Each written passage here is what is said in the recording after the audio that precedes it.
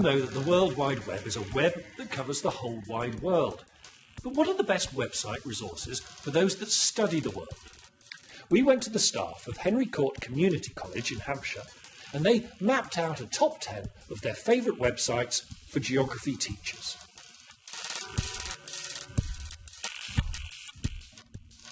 Amazon Interactive made number 10 on our list. It's a simple and fun site for students.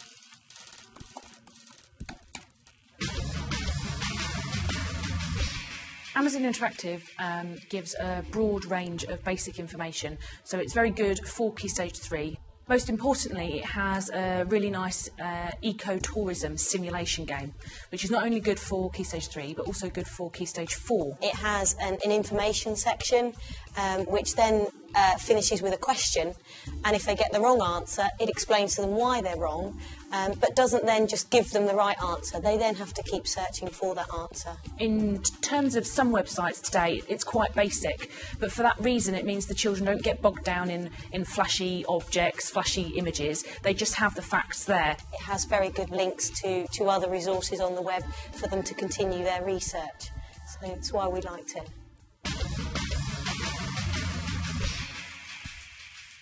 Our number 9 is a visual goldmine that makes scissors and paste a thing of the past. Find your geography photos at geographyphotos.com.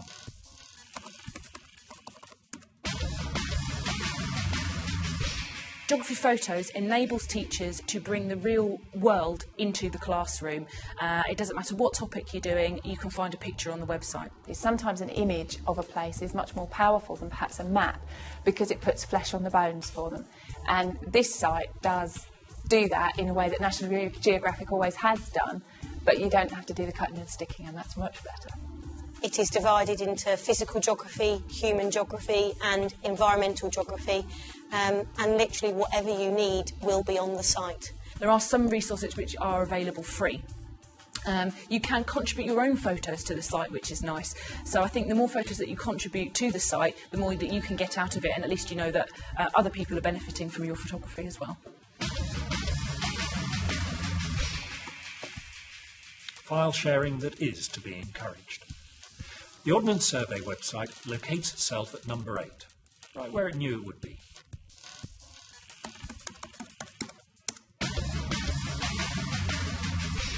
The main part of the Ordnance Survey site is for teacher use, providing resources, providing tutorials about using the maps in the classroom. They also have what's called a mission section, where it enables students to carry out decision-making exercises based on the GIS information. They have exercises on crime mapping, on flooding, and where not to locate housing in terms of potential flood risk. So it deals with GIS in a very straightforward way and actually gives guidance on how to explain it to your students. It's all there for them, something which you can print off and something which you can use in your classroom. Spreading our net across the pond, our teachers chose the American Federal Emergency Management Agency's website at number 7. I like FEMA's site. There's two very distinct sections to it. There's the adult section, which is brilliant if you want to do classwork on. A class wanted to do an emergency management booklet on how to survive an earthquake. It tells you how to survive an earthquake. Then you go into the kids area, and the games are brilliant. It is fun, it's interactive, it's bright and it's colourful, and the children love to use it. It has all sorts of information about disasters. You've got lists of hurricanes, you've got dates, everything's in there which is downloadable and printable and free. The FEMA website also has a section where you can view videos, and videos that children from American schools have made. There's one particularly good one on earthquakes where they pretend that they're in an earthquake and they go under the table and the table's shaking, and then they have to go outside and do their earthquake drill. And I think that's an excellent opportunity to show the students in your classroom what they do in America and then get them to do their own role plays. Earthquakes, thankfully, not downloadable. Another US government site comes in at number 6. It's the Environmental Protection Agency.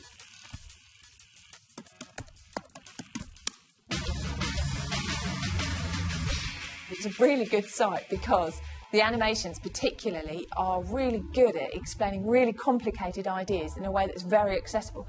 Be ideal for sort of lower Key Stage 3 students, or perhaps students who are really struggling to get hold of things like global warming or the water cycle. Because what you've got is this animation that shows you the whole thing, and you introduce single factors at a time and explain how they influence what's going on. Although it's an American website, it does give you the basic facts about global warming. If you make the students aware that it's from an American perspective, it can even lead into a discussion about how different countries view different aspects of climate change and global warming. And it's brilliant. It's very colourful, very accessible, big variety of activities on it. It's great. Loads of fun. We're halfway to the summit of our top 10 websites for geography teachers. In position 5 on our list is a student's resource that passes its eye over the globe. The aptly named Global Eye.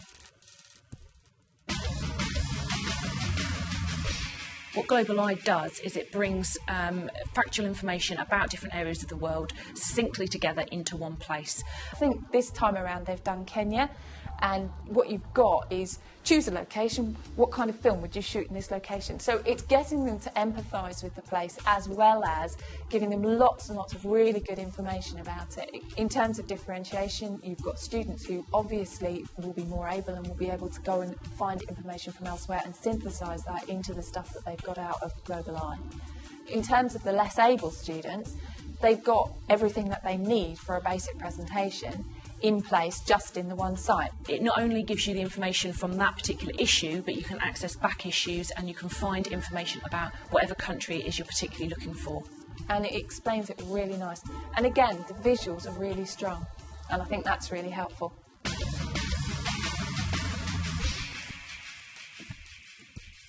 And number 4 is a geography site known to everyone as the Geography Site, because that's its name. They've struck a really nice balance between information and accessibility. The language that they use to write about the site demonstrates a really clear understanding of their target audience. It's good to use both with Key Stage 3 and Key Stage 4. It has lots of good resources on there, both to use in lessons, for homeworks and for revision, and also has some very good online lessons. It's easily navigated, it makes a lot of sense, there's lots of stuff on there, there's a whole page of geography jokes which are just so unfunny but very good. It has very good case study information. For example, it has the Kobe earthquake on there. It's generally an all-round good site that has everything we could possibly ask it to, really.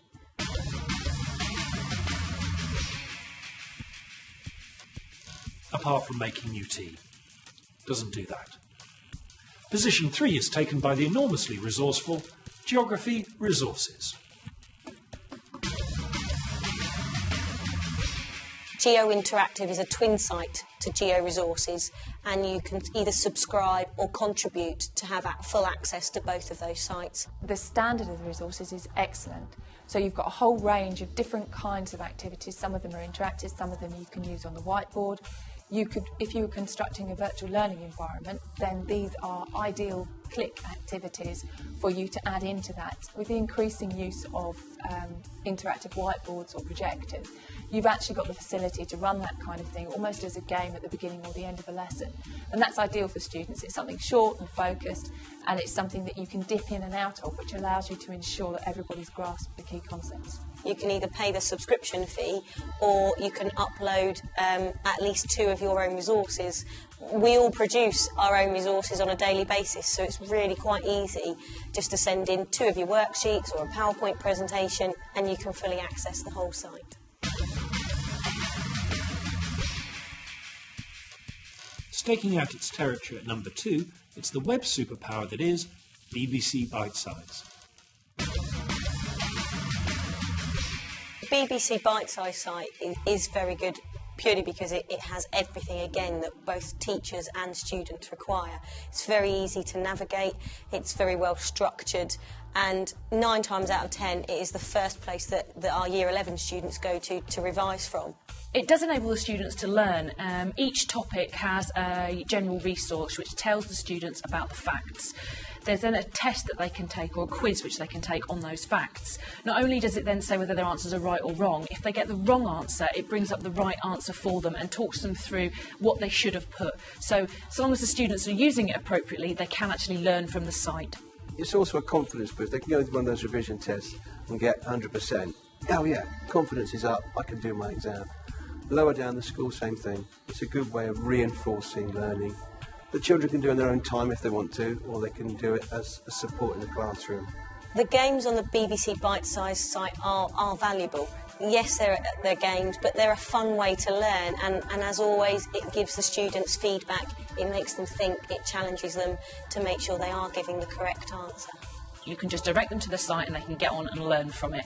If you want to use it more interactively, there's opportunities for students to do the email homework, which they can put in your details and they can email that home to you, and then you can mark it for them. The mark scheme even gets sent with the work. And they're learning without realising it, which is great. Before we learn what the staff of Henry Cort Community College made their #1 website for geography teachers, let's recap 10 down to 2. At 10, Amazon Interactive. At 9, Geography Photos. At 8, Ordnance Survey. At 7, FEMA. At 6, Environmental Protection Agency. At 5, Global Eye. At 4, the Geography Center. At 3, Geo-Resources. At 2, BBC Bite Size.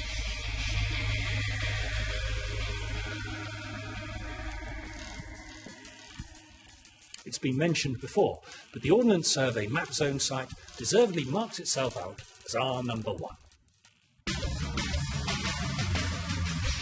The Map Zone is a brilliant resource, and not only can you use it just to direct children to practice their map skills, you can actually integrate it into your schemes of work. MapZone is best aimed at Key Stage 3. It's a very cartoon-based site which wouldn't appeal to the Key Stage 4 students, and certainly not the brighter Key Stage 4 students. I think what makes the MapZone site outstanding is its attention to detail. Even if you couldn't stand maps and you had absolutely no interest in it, you would play with it for ages. The activities and the resources that are there are excellent, and you've got explanations of all kinds of different aspects of map work, which you can go back to time and time again. It has a kind of cartoon format to it with noises and everything, which may be wasted if you don't have access to sound, but it is great fun. I think it encourages our students to search around the site, not only looking at the homework section for them, but the Did You Know section tells them some great facts. Their parents section helps them with their homework at home, gets the parents involved with the students at home, and also just gives teachers guidance as well. Absolutely no doubt at all. It was a unanimous decision. Everyone really loved it. And I hope you love it too. All the websites mentioned in this programme and more can be found on our website at teachers.tv. Happy clicking.